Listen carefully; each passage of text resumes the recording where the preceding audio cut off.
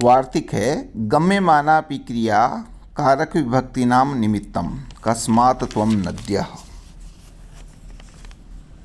गम्यमानापि क्रिया कारक विभक्ति नाम निमित्तम।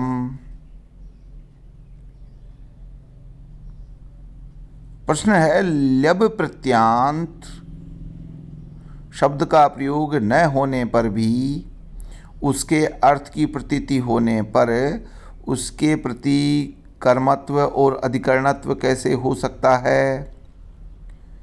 बस इसी का उत्तर है गम्यमानापि क्रिया कारक विभक्ति नाम निमित्तम। अर्थ हुआ प्रतीयमान क्रिया भी कारक विभक्तियों का कारण होती है। वाक्य में कभी कभी क्रिया का प्रयोग नहीं होता है किंतु प्रकरण आदि के द्वारा उसका अर्थ प्रतीत होता है। ऐसी क्रिया गम्यमाना क्रिया कहलाती है। जिस वाक्य में ऐसी क्रिया गम्यमान हो जाती है वहाँ पर उस क्रिया के योग में कारक विभक्ति का प्रयोग किया जाता है। जैसे कस्मात् त्वम् आगतो असि, कहाँ से तुम इतना कहते ही कहाँ से तुम आए हो, कहाँ से तुम इतना कहते ही आए हो इस अर्थ की प्रतीति होती है। आगतो असि इस प्रतीयमान क्रिया का उत्तर नद्या, नद्या आगतो अस्मि, नदी से आया हूँ यह कह दिया जाता है। नद्या आगतो असि इस गम्यमान क्रिया की अपेक्षा से नदी में अवधित्व सिद्ध होता है।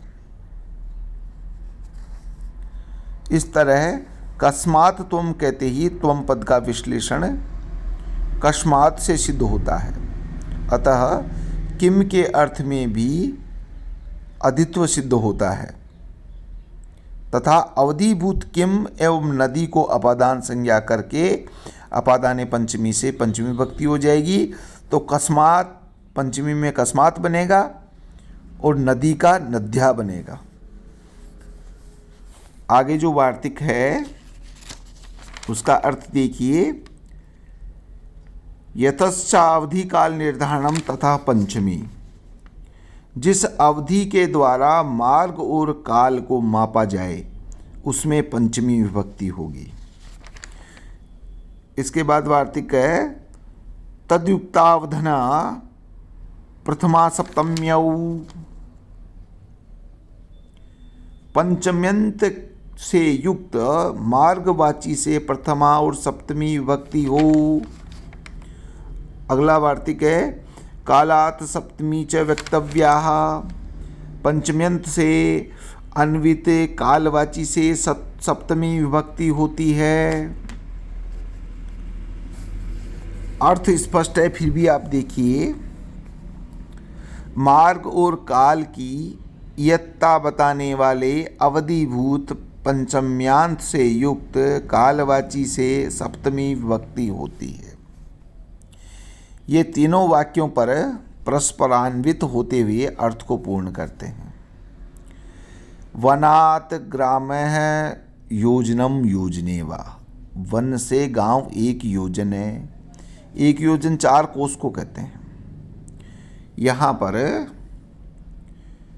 योजन रूप मार्ग का माप वन को पूर्व अवधि मानकर किया गया है, इसलिए मार्ग का माप एक वचन अवधि से है।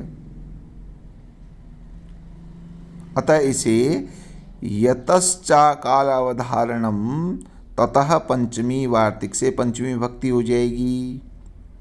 इस पंचम्यांत वनात् से युक्त मार्गवाचक योजन से तद्युक्तावधना प्रथमा सप्तम्यों से प्रथमा और सप्तमी कहने पर योजनम योजने वा बनता है।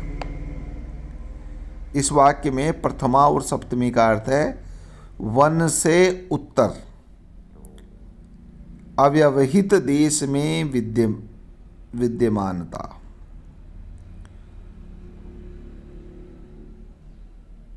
वन रूप पूर्व अवधि से अव्यवहित एक योजन उत्तर में ग्राम है।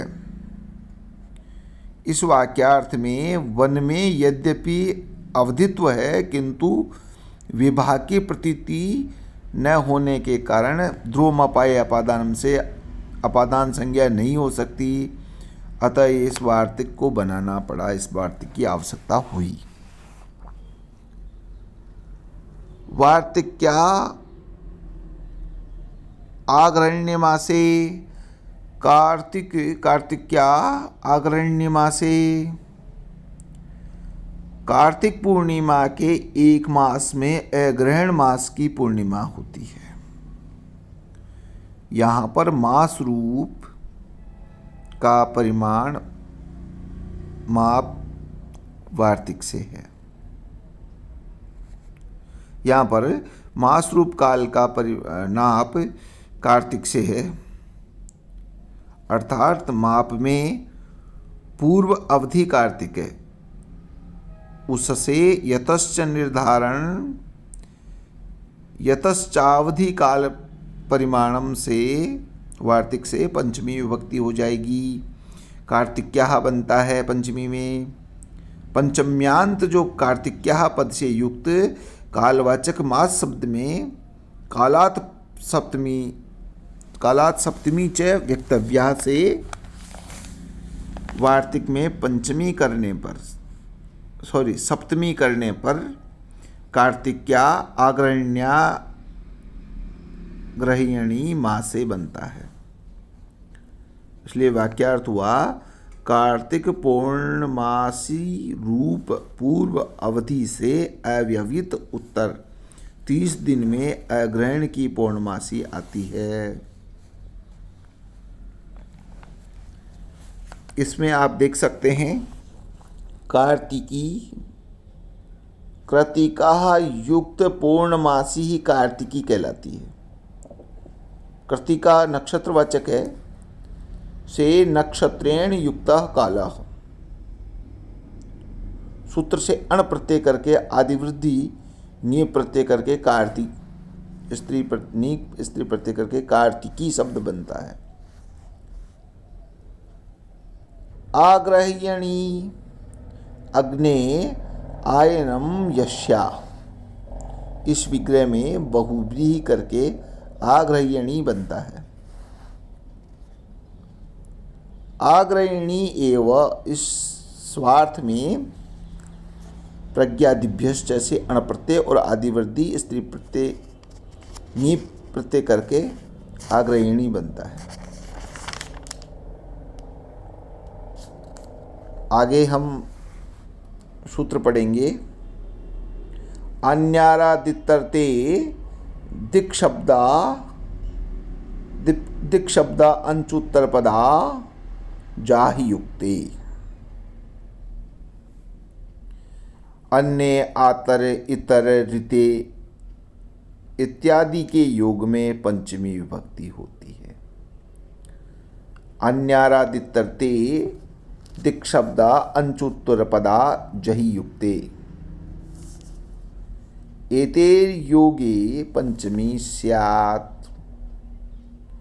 अन्यत् ग्रहणम, अन्यत्यर्थ ग्रहणम, इतर ग्रहणम प्रपंचार्थम, अन्यो भिन्नम इतरो वा कृष्णात्,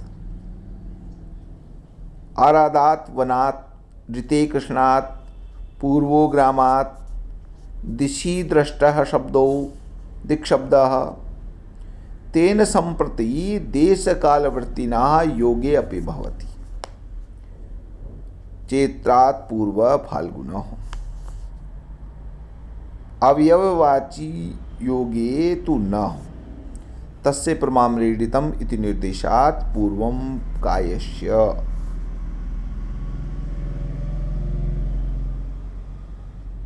इसका अर्थ देखिए, अन्य आरात इतर ऋते इत्यादि के योग में पंचमी विभक्ति होती है। अन्य शब्द अन्य के अर्थ में आने वाले इतर पर इत्यादि का भी बोधक है।